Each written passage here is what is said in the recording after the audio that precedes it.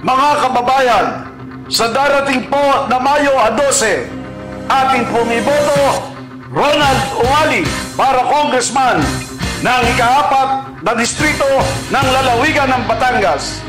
Ronald Umali para congressman, tunay at tapat na maglilingkod sa ating bayan.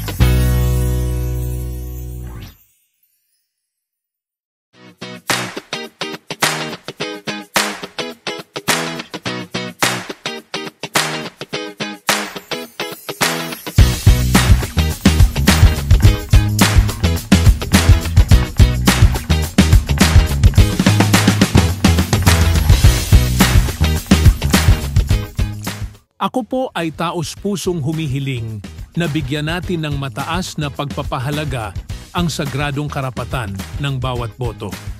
Ito po ay hindi lamang isang tungkulin, kundi isang pagpapahayag ng ating pagkatao at malasakit para sa kinabukasan. Sa darating na Mayo 12, ipamalas natin ang ating malasakit sa ating distrito. Inaanyayahan ko po kayong samahan ako sa ating layunin na maisulong ang kapakanan ng mga mamamayan ng ika-4 na distrito ng Batangas. Sa pamamagitan ng inyong suporta, makakamit natin ang konkretong mga hakbang tungo sa tunay na pag-unlad ng ating bayan. Maraming salamat po sa inyong tiwala at walang sawang suporta.